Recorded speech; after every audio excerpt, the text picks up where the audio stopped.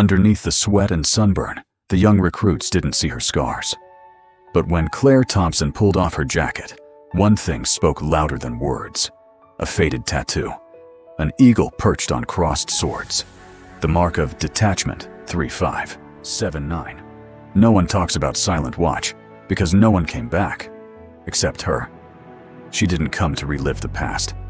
She came to honor it by passing on the strength of those who never made it home.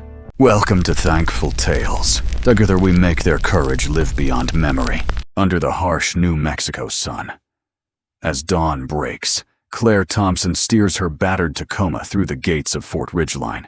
The air's thick with dust and diesel fumes, a gritty mix any veteran would know by heart. Clare, 46, her brown hair streaked with silver, tied back tight, Carrie's eyes etched with lines that whisper of years gone by. On her back, a faded tattoo, an eagle, wings spread wide, perched on crossed swords. The number 3579 carved below in sharp, black ink, her frame still rigid, hands steady, as if time hasn't dulled her soldier's discipline. She wears an old PT uniform gray shirt, bleached by countless washes, black shorts frayed at the edges, creased with the ghost of military precision. A worn duffel hangs from her shoulder. Claire's not here to prove anything. She's come to train female recruits, called by Sergeant Major Dean.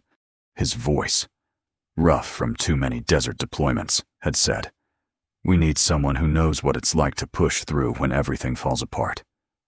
Clare agreed. Not because she misses the army, though. Some days that ache burns deep in her chest, but for the memory of herself at 19, scared, yet fierce. Running alongside women who proved strength doesn't need a spotlight. Fort Ridgeline looms ahead, all concrete and red tape. Boots crunch on pavement, generators hum, and trucks rumble past the guard post, through her windshield. Clare spots the parade field, where young recruits warm up, their voices carrying on the dry wind, an echo of her own past. This matters her story, the story of veterans like her, who served in the shadows, forgotten. It's about pride, about the recognition they've earned, for Americans over 50, especially veterans, and the overlooked. It's a mirror to their fight to be seen, to be valued. Clare Parks kills the engine and sits still, hands on the wheel. The lot's half empty, just a few government rigs near the admin building. She checks the rearview mirror, studying her face. At 46, it tells a story of time, but her eyes burn bright, resolute. She steps out, deliberate, each move measured, like someone who's always done things with purpose. Under her collar, dog tags gleam faintly, never removed in 23 years. To outsiders, she's a veteran clinging to what once defined her, yearning for the structure, the clarity of a mission. But Clare's not here for applause. 3 weeks ago, Dean's gravelly voice came through the phone, asking for help. Someone who's been there, he'd said, words heavy with meaning. She said yes, driven by memories of strong women and a photo in her bag. 5 soldiers grinning outside a forward base that's gone now. 4 who will never age. The admin building rises, cold and bureaucratic. Clare pushes through heavy glass doors into icy air. Fluorescent lights buzzing against beige walls plastered with safety posters and faded notices. A banner, half-hearted, claims excellence in all we do. The linoleum floor shines, polished by decades of boots. Specialist Morrison, young, baby-faced, eyes her with confusion. "Ma'am, that uniform's not authorized unless you're active duty," he says, polite but firm. Behind him, civilian staff murmur, one snickers. "Can't just wear old gear 'cause you used to serve." Clare stands steady, patient as stone, but their words cut like blades, stirring old wounds, the sting of being dismissed. She breathes slow, her resolve unshaken, rooted in the women she's here to guide, in the memory of those who never made it home. Sgt Rodriguez stood frozen, his eyes locked on the tattoo across Clare's back, an eagle. Wings spread fierce, perched on crossed swords, the number 3579 etched below. Ink faded, but sharp as memory. His mind raced to classified briefings, redacted reports, whispers of detachment. 3579 Eagle's Shadow. They held the line in Operation Silent Watch, fought 43 minutes with no backup, saved a NATO convoy, then vanished from history. His hands shook, the clipboard slipped, clattering on the glossy linoleum, the sound slicing through the quiet. Clare, unaware of the storm in Rodriguez's chest, left the admin building and walked to the bleachers. She sat, duffel at her side, watching recruits drill under the golden sun. Their cadence echoed, mingling with the dry wind, stirring memories of her younger self running. Scared, but stubborn, the sting of being dismissed cut deep. Yet she stood patient, like the desert itself, waiting for her moment. Rodriguez, heart pounding, bolted to Major Ronson's office. Ronson, a weathered training officer, boots scuffed from battlefields, looked up. "Sir, that woman. Clare Thompson, she's from Detachment 3579. I saw the tattoo in classified files." "She's a hero," Rodriguez said, voice urgent. Ronson's brow furrowed. "Eagle's Shadow. Those files are sealed." "You sure?" Rodriguez nodded hard. "Dead certain." "Sir, that tattoo's unmistakable." Ronson gave a curt nod. "I'll inform Colonel Ford. Soon."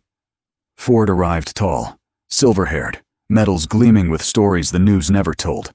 He strode to the bleachers, hands clasped behind him, eyes sharp but kind. "Sgt Thompson," he began, voice carrying through the hot, dry air. "Rodriguez told me about your tattoo. Detachment 3579 Eagle's Shadow. You held the line in Silent Watch, saved my brother. Private Nathan Ford." Clare stood, meeting his gaze, calm but surprised. "Your brother Ford," nodded, voice low. "He was in that NATO convoy. You and your unit held when everyone else pulled back. Got him out after the blast." Clare froze, memories flooding, gunfire, dust, comrades falling. "We just did our job.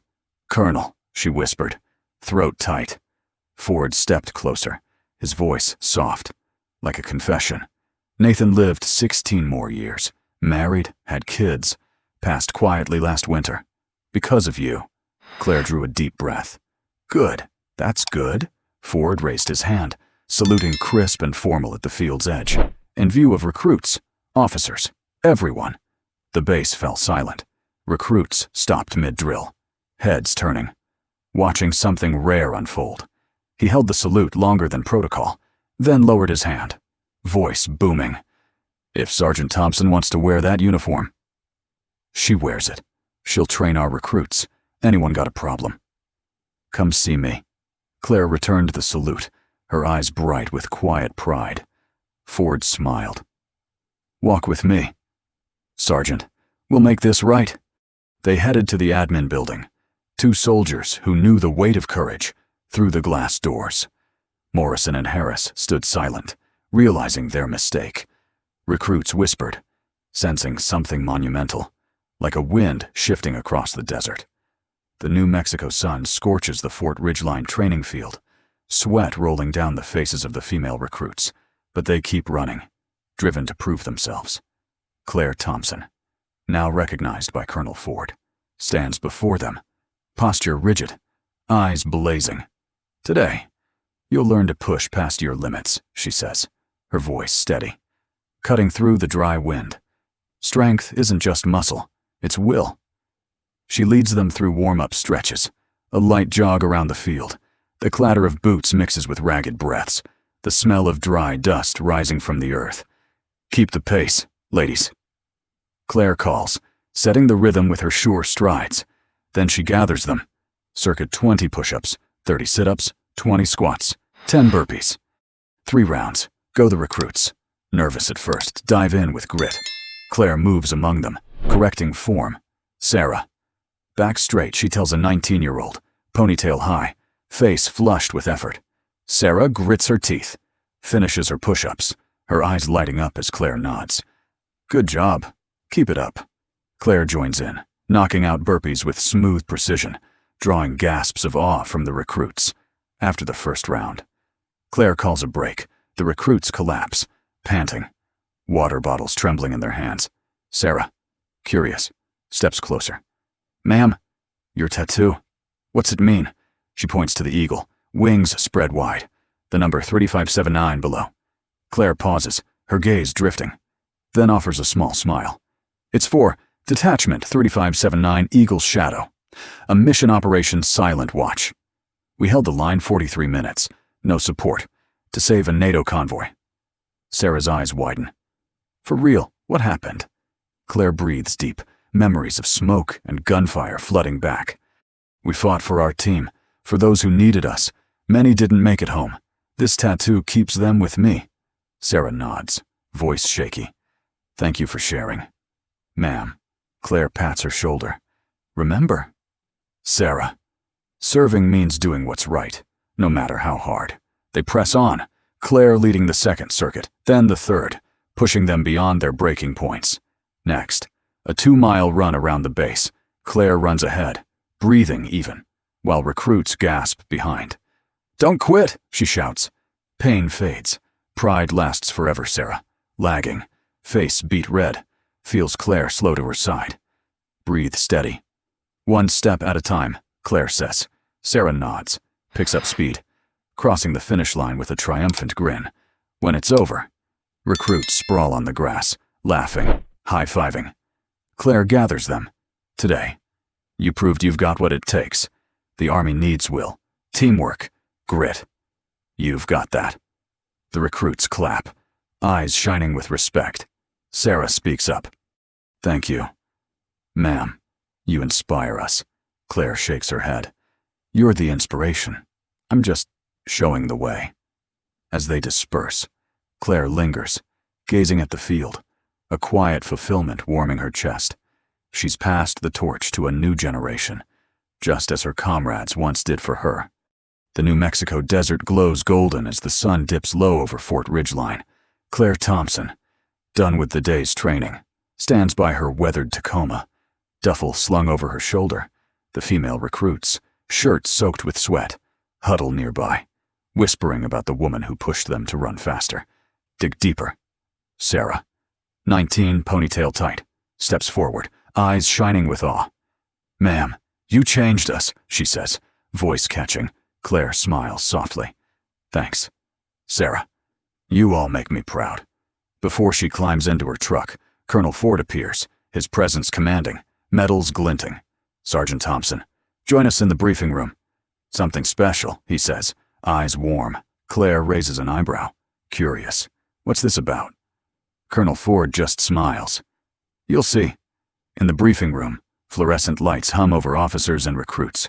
A small wooden box and a certificate sit on the table. Ford steps forward, voice steady. Sergeant Clare Thompson, we honor you today for your courage in Operation Silent Watch, saving a NATO convoy in 2000. He opens the box, revealing a Distinguished Service Medal, its metal catching the light. You held the line 43 minutes. No support, saving 17 lives. Clare stands tall, chest tight, as Ford pins the medal to her uniform. Applause erupts, from officers to recruits, rolling like a wave across the desert. Ford hands her the certificate, praising her inspiration. Clare grips it, voice trembling. Thank you. Colonel, I accept this for my team, those who didn't come home. They're the real heroes. Memories of Silent Watch flood back, smoke, gunfire, faces of fallen comrades. Sarah, in the crowd, wipes tears, feeling the weight of Clare's story. Recruits murmur, eyes bright with belief. Morrison, who once doubted Clare, bows his head, humbled. Ford nods. You remind us silent courage is the Army's backbone. He offers an envelope. From my brother's wife, Emily. She wanted to thank you. Clare opens the letter, reading, Dear Sergeant Thompson, because of you, I had 16 years with Nathan, filled with love and children. Your courage lives in our hearts. Tears spill. Clare folds the letter, tucking it away. Thank you, she whispers. The ceremony ends, and Clare steps outside, the desert wind carrying the scent of dry dust. She watches the recruits muster, their postures sharper, her legacy sinking into them. Sarah waves, her smile radiant. Clare drives off, the sunset painting the sky gold, her tattoo eagle, crossed swords. 3579 burns with the memory of her team, their mission. She's done her part, passing the flame to a new generation. Clare Thompson's story shows quiet courage changes lives. Share it with those who value service. Like, subscribe, to honor veterans every day, not just holidays.